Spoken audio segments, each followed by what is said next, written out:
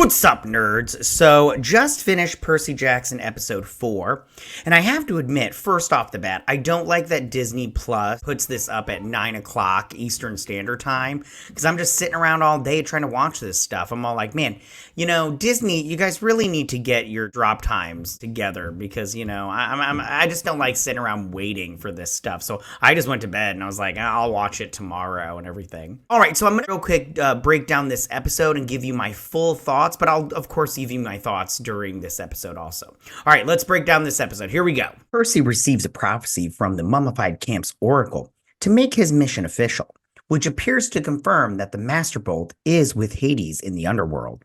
I have to admit, I do not like the Oracle of Delphi, the fact that it ended up being Ugliano or whatever, that guy from his stepdad. I did not like it took the form of that. I didn't get that from the book, and I just thought, I personally just thought it was a bad choice. Chiron informs Percy that its entrance is somewhere in Los Angeles and asks Percy to choose 2 other campers to accompany him on his quest. So it was fine. I thought that in the book it was Annabeth that told him how the underworld was in Los Angeles and they had to go that way. But again, this part was fine. Also, I loved how he had gotten together all of the best warriors in the camp, and one of them was that girl in the wheelchair. Yeah, I'm pretty sure her hobbling along through the woods. I mean, that's what you want on your quest, is a cripple. Like, get the fuck out of here. Percy then chooses Annabeth and Grover. Him also choosing Annabeth and Grover was also fine. I don't know. It just feels really different from the books, to the point where I was just like, okay. Like, I wasn't mad about it, but I wasn't like, super thrilled. Before leaving, Percy also receives a pair of winged shoes as a gift from Luke.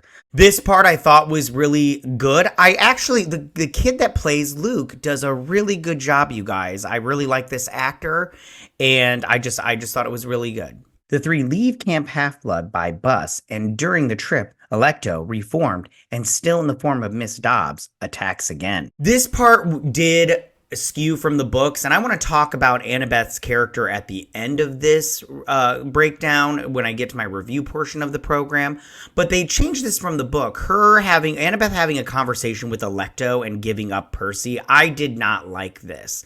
I don't like this whole possibly working together with the monsters thing. It was a departure from the books that I did not care for at all, but at the same time, it did make me hate it. But, I'll tell you, and I really want to talk about Annabeth at the end of this. They manage to escape and find a garden gnome emporium that serves as Medusa's lair. This was also a departure from the books, that they go in there and they automatically just find out that it's Medusa's lair before going inside, before talking to Medusa. I didn't like this at all. I wish they would have kept with the books where they walk in and they're going to buy some cheeseburgers or they're going to eat some cheeseburgers and they start munching down, and then it's revealed that it's Medusa and this is her lair. I wish they would have gone with that, but I really enjoyed the actress that played Medusa. She does a great job. I can't remember her name off the top of my head, but I've seen her in stuff like Smallville and Black Sails. She did a great job as Medusa. And I like that the snakes were like those black snakes or whatever. I thought that was really a good touch, because usually they're like green and stuff. But she did a great job, better than Uma Thurman in those shitty movies. She tries to convince Percy that she is not a monster, but a victim of the whims of the gods, and asks him to betray his friends in exchange for help in saving his mother. Again, back to Medusa. I thought that her portrayal of Medusa and coming off like trying to convince Percy, like, hey, like, I'm on your side, dude, kind of thing. I thought that was very good. Also reminiscent from the book. Again, very good, this part. Both the actress that played Medusa and the kid that plays Percy Jackson. Percy refuses and manages to cut off her head after Annabeth uses her invisibility cap on Medusa, so she can't petrify them. I did also like when she turned around and Percy was gone when she made her offer, and he was just like, fuck that noise, and he was like out. And then when they were in her little lair, I thought that was interesting also. I really liked the fact that the lights came on, the fire, and you saw her lair, and it was very reminiscent of Greek mythology. I thought that was great. I really liked that a lot. And they did change it up from the books as far as cutting off her head, that part didn't bother me as much, but yeah, it was still fine. That part was fine. Alecto, who had followed the trio to the Emporium, is also defeated when Percy uses Medusa's head to petrify her. I didn't like that they petrified Alecto, because I was all like, why is she even here? Like, I thought I was just like, you know what, this is unnecessary. And Rick Riordan, I don't know what his deal is and why he's changing every single thing. Maybe he's trying to be like, I don't want to just copy and paste from the books.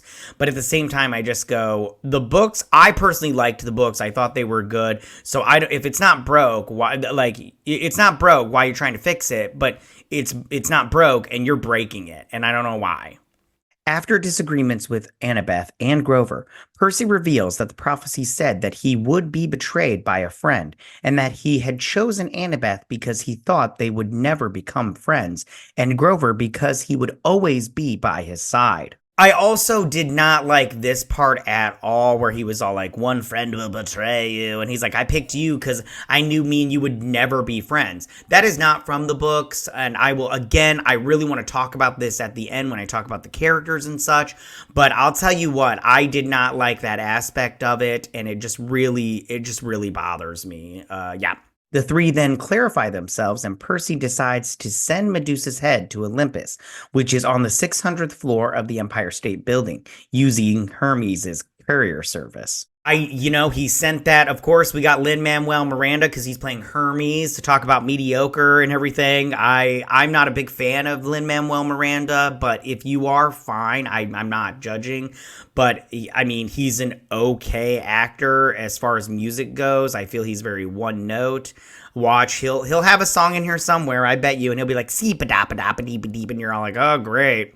So, I thought this was fine. I love the Empire State Building, so, great. And that was the end of the episode, you guys, and I have some thoughts on this episode. First off, there are so many departures from the book, and I don't feel that it's for the best. I understand that Rick Riordan talked about how he wanted to update the story a little bit, and I'm fine with stuff like when they had that Ugliano guy playing online poker and watching the horse races on the TV compared to having his buddies all around him at a poker table, and playing cards. Like, those kind of updates I'm fine with. I'm fine with what they did with the mom compared to the book. I felt like her character was elevated because you felt more of her love and compassion as a mother. But I did not like some of the departures in this episode from the book. For instance, like I said before, the Medusa scene I felt like was rushed, really rushed. I felt like that should have been much more part of this episode if they're going to do it. And I felt like it should have been like they walked into a trap without knowing it's a trap. It's a trap! And I felt like they walked in and all because what? Grover's hungry and they don't want to fight Alecto? I'm like, what? What's going on here? Like, go fight Alecto. You beat her once. You beat that sister. It's 3-on-1. You got, your knife and your sword. I say, I think you could have taken that Batwoman. So I don't know why they did that. It just didn't seem, I didn't like it, but whatever. And then also, again, the Alecto on the bus scene where she has a conversation with Annabeth. I didn't like that because they're talking about how they're bringing, Percy to... she's trying to get Percy to bring him to Hades, but in the book, if you remember, they're looking for an item on the bus, and it's Hades's, isn't it Hades's little helmet or whatnot? And I just didn't like the fact they just changed it to the point where I just didn't think it was better, And like I said before, it wasn't broke. Why are you fixing it? Instead, you're like, it's not broke. Let's break it. So I didn't like it. But I will say this, the visual effects on this are still pretty good. I think that they do a good job as far as visual effects goes. They spent their money well. And I did like it. I like the look of the Furies. I think that part right there is very good. Also, I didn't say this, but I think that they're doing a good job the way they use the mist. I do like that, but at the same time, I don't like it. I don't like it, what they're doing and what the things that are changing. Okay, so now I want to talk about the acting, and I want to talk about the three main characters. So, Walker Scobell as Percy Jackson, again, he's a good actor, and he's doing the best acting job, acting-wise, out of all three of these two, out of the trio.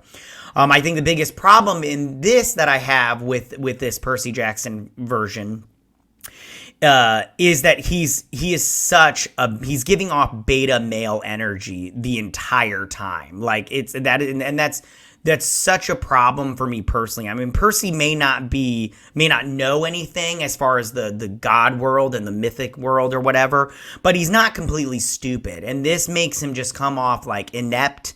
That he's being pushed around by Annabeth, which I'll talk about next.